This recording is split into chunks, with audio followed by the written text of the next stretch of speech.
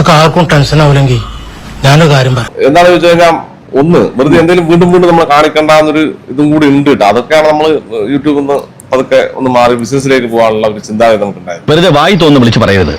വായി തോന്നല്ല സബാനെ, മനസ്സിൽ തോന്നുക. യൂട്യൂബിന്റെ വരുമാനം ഡിപ്പെൻഡ് ചെയ്യാതെ നമുക്ക് ഇതെങ്ങനെ മുന്നോട്ട് കൊണ്ടുപോകാൻ പോകാൻ പാടുണ്ടോ? ഒരു വഴി അറിയുമ്പോ 9 വഴി തുറക്കുന്നല്ലേ. അപ്പൊ നമ്മളൊരു വരുമാന മാർഗമാണ് യൂട്യൂബ്. അപ്പൊ വരുമാനം ഡിപ്പെൻഡ് ചെയ്യാതെ നമുക്ക് വേറെ എന്തെങ്കിലും ബിസിനസ് ചെയ്താൽ നിങ്ങൾ നമ്മളെ സപ്പോർട്ട് ചെയ്യോ എന്നുള്ളതൊക്കെയാണ് നമുക്ക് അറിയേണ്ടത്. അപ്പൊ ചെറിയൊരു ബിസിനസ്സിലേക്ക് ഒന്ന് മാറിയാലോ എന്നാണ്. അതൊക്കെ പോട്ടെ, കഴിഞ്ഞത് കഴിഞ്ഞു. പക്ഷെ ഇതിൽ നീ തോറ്റു കൊടുക്കരുത്. അപ്പോ ഇപ്പൊ എല്ലാവരും റീൽസിലേക്കാണ് പോയിക്കൊണ്ടിരിക്കുന്നത്. അപ്പൊ നമ്മളൊന്ന് ചേഞ്ച് ചെയ്ത് റീൽസിലേക്ക് പോകാനാണ്. സമ്മതിക്കില്ല, ഇത് ഞാൻ സമ്മതിക്കില്ല. ഒരു അഭിപ്രായം നിങ്ങളുടെ സപ്പോർട്ട് എന്തായിരിക്കും എന്നുള്ളതാണ് നമുക്ക് വേണ്ടത്.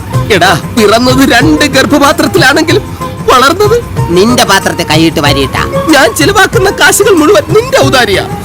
എനിക്ക് തല ചായ്ക്കാൻ ഒരിടം തന്നത് നിന്റെ നല്ല മനസ്സുകൊണ്ട്. ഇത് കണ്ടോ, ഈ ജട്ടി പോലും ഞാൻ നിന്റെ അടിച്ചു മാറ്റിയതാ.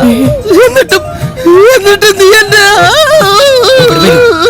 നന്ദി വേണോടാ, നന്ദി. ഞാൻ ഉണ്ട് നിന്റെ കൂടെ. റീൽസിലേക്ക് പോകുമ്പോൾ നമുക്ക് എന്താ പറയാ, അത്ര എക്സ്പെൻസ് ആയിട്ടുള്ള സാധനങ്ങൾ ചെയ്യാൻ പറ്റില്ല. കാരണം റീൽസിൽ അത്ര വരുമാനമില്ല. യൂട്യൂബിലാണ് നമ്മളിങ്ങനെ ചെയ്തുകൊണ്ടിരുന്നത്. കുഴപ്പമൊന്നുമില്ല. ഇപ്പോൾ അത്യാവശ്യം ആളുകൾ കാണുന്നുണ്ട്. നിങ്ങളുടെ സപ്പോർട്ട് ഇപ്പോഴും ഉണ്ട്.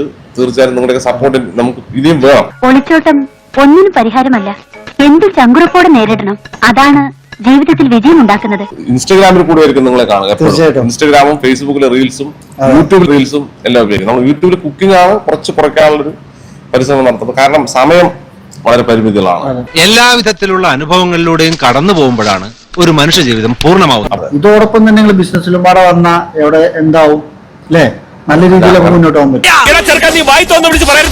യൂട്യൂബ് നിർത്തിവെക്കാം, നിർത്തല്ല, എന്തായാലും അതിന്റെ ഒരു ബിസിനസ് ചെയ്യാനുള്ള ഒരു പരിപാടി നോക്കിക്കൊണ്ടിരിക്കണം. ഒരിക്കലും നിർത്തരുത്. അല്ല, നിർത്തില്ല. നമ്മൾ അനുഭവം പറഞ്ഞ പോലെ ഒരു മാസത്തില് 1-2 വീഡിയോ മതി.